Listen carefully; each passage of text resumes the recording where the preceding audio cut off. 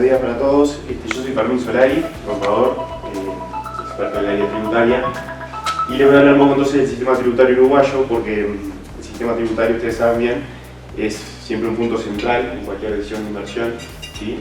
Y esto se potencia en Uruguay, como bien mencionaba Nico y también Juan más temprano, porque Uruguay es un país chico, con un mercado chico, y que es muy consciente de que la apertura económica, ¿sí? y el atraer inversión privada, fomentar la inversión privada y la inversión extranjera es el único camino para progresar. Esto es algo que ha sido totalmente transversal a todos los gobiernos, ¿sí? Han pasado gobiernos de distintos colores políticos, distintos signos políticos, y la herramienta tributaria, las exoneraciones, los beneficios, las promociones para atraer inversiones han sido una política de Estado, absolutamente transversal, ¿sí? Entonces vamos a ver un poco el sistema tributario para empresas y sus beneficios, el sistema tributario para personas físicas con sus respectivos beneficios, y después vamos a ver un poco el tema de los inmuebles, que es un tema también de particular interés siempre en este tipo de instancias, ¿sí? En cuanto a los impuestos aplicables para las empresas, tenemos el impuesto a la renta empresarial, que tiene una tasa del 25% de las rentas netas, de la ganancia neta de fuente uruguaya, ¿sí? Aquí tenemos un primer punto importante, ¿sí? Que nos diferencia también del resto de países de América, diría de todo el mundo, que es que Uruguay graba únicamente las rentas de fuente uruguaya, ¿tá? Mantenemos el criterio de la fuente, no graba la renta mundial, no persigue la renta mundial de las empresas, sino que graba únicamente la renta que obtienen en el país. Tenemos una tasa del 25% y un impuesto a los dividendos, en el retiro que es del 7%, pero como se aplica la ganancia neta de impuestos, queda en un 5%, y entre el impuesto a la renta y el impuesto a los dividendos estamos en un 30,25%.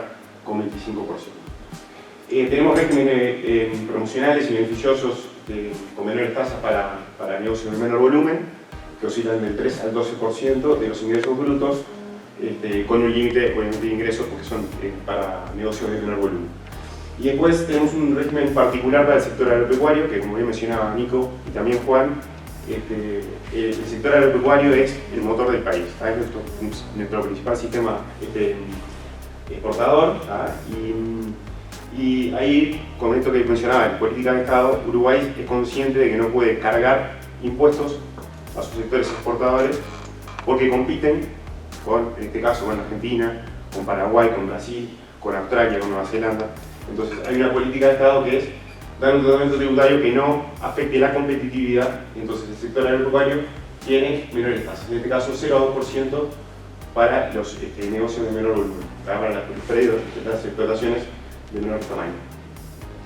Tenemos un impuesto al patrimonio del 1,5% del patrimonio neto en Uruguay. Aquí también rige el principio de la fuente, es decir, solo se graba el patrimonio en el país.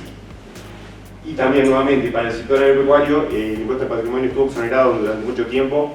Ahora, hace algunos años se restituyó, pero con una base no imponible muy elevada, y eso hace que la mayor parte de las explotaciones agropecuarias en Uruguay no paguen impuestos al patrimonio. En cuanto a impuestos al consumo, como en todos lados, el IVA es el impuesto por excelencia. Tenemos una tasa básica del 22%, ¿sí? Y para bienes de primera necesidad una tasa mínima del 10% y exoneraciones en algunos otros bienes de primera necesidad. Y aquí también rige un tema, una política, una teoría de no cargar con impuestos a las exportaciones. Entonces, los bienes que se exportan no llevan IVA, y toda la cadena de producción que lleva al bien exportable tampoco tiene IVA. Eso pasa, por ejemplo, con los bienes agropecuarios, que están exonerados de impuestos, y los insumos para la producción agropecuaria también están exonerados de IVA. Creo que aquí tenemos alguna diferencia. Yo, por lo que estuve viendo, la tasa de impuesto a la renta en Colombia es más elevada, ¿sí? Y bueno, obviamente sí, siempre hay muchas particularidades, exoneraciones y demás, pero bueno, aquí tenemos un resumen de las tasas que les mencioné. Vamos a hablar un poco de los beneficios, ¿tá? Como les mencionaba recién, es una auténtica política de Estado. Acá nos detenemos. Uruguay tiene un montón de beneficios, ¿tá? Previstos para inversiones. Acá lo vamos a tener en dos leyes en particular, que son las más utilizadas o las que están más en boga, las que los beneficios revisten mayor importancia, pero obviamente no se agotan esto.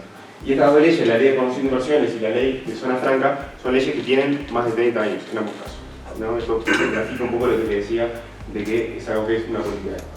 La ley de promoción de inversiones lo que hace es premiar las inversiones de las empresas en activo fijo para desarrollar su actividad, que generan o bien mano de obra o aumento de las exportaciones, generan externalidades positivas para el país, producción más limpia, adaptación al cambio climático, hay un montón de criterios que se utilizan, descentralización por la ubicación de las empresas, se premia a las inversiones de la empresa para desarrollar sus actividades con exoneraciones en impuesto al patrimonio, en IVA y en el impuesto a la renta, que es lo más importante.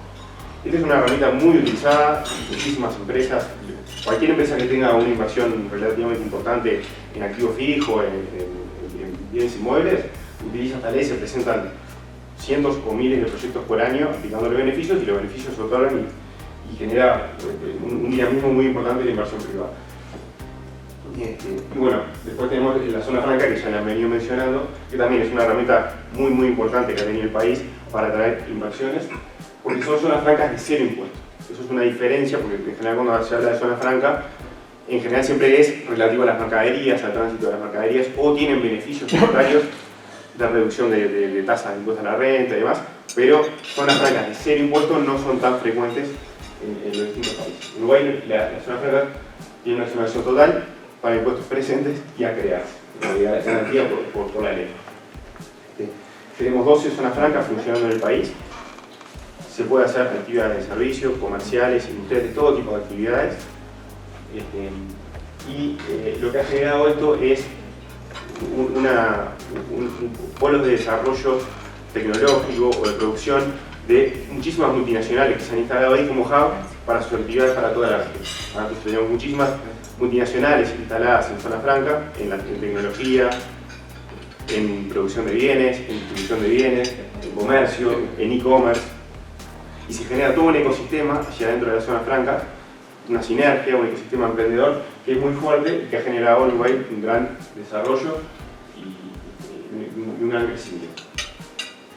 Y después tenemos sectores con exoneraciones y beneficios específicos. Nuevamente lo mismo, cada vez que Uruguay ve que hay un sector cuyo desarrollo le puede traer, por ser intensivo mano de obra, o por aumentar las exportaciones, o por atraer divisas, le puede generar beneficios, lo promociona con exoneraciones específicas de impuestos. Allí tenemos la construcción, el software, la biotecnología, la infraestructura, la actividad portuaria, el turismo, el trading, deportes, comunicación, federación, centro de servicios compartidos y comercio exterior. Y no se agota ahí, hay más. Me detengo un poco en la construcción, que es también un punto que suele despertar bastante interés.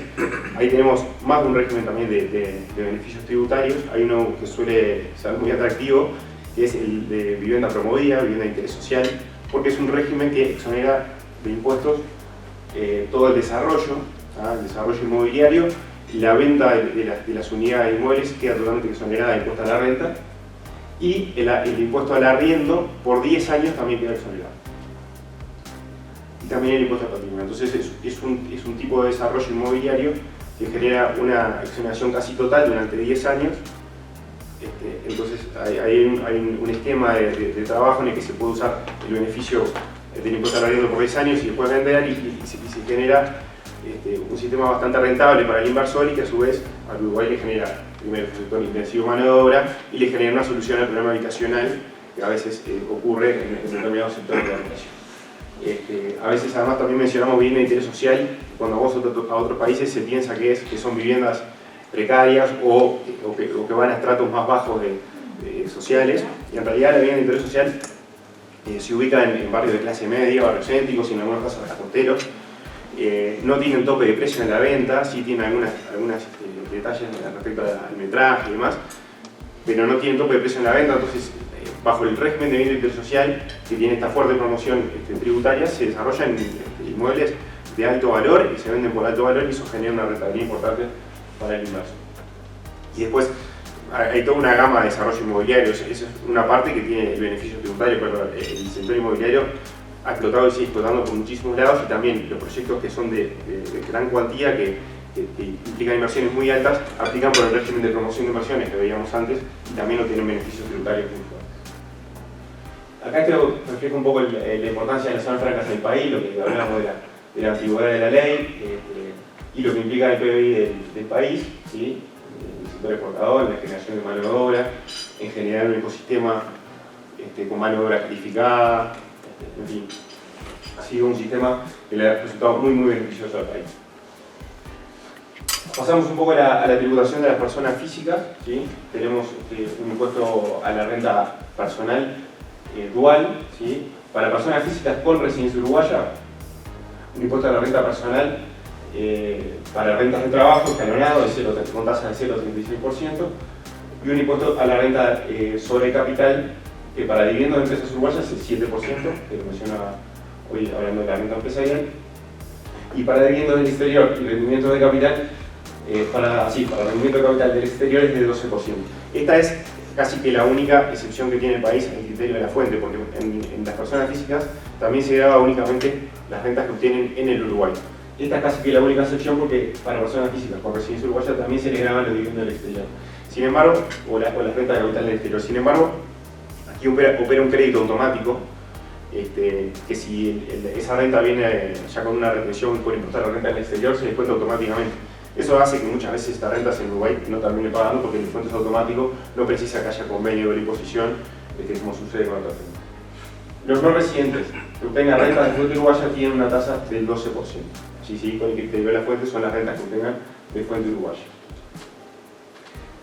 Las personas físicas extranjeras que se conviertan en residentes fiscales uruguayos, que tienen el régimen tributario que veíamos recién, tienen para los primeros 10 años desde que se convierten en residentes fiscales uruguayos un tax holiday que les permite no tener grabadas sus rentas del exterior por 10 años. 10 años de tax holiday que les implica una exoneración para sus rentas que obtengan en el exterior.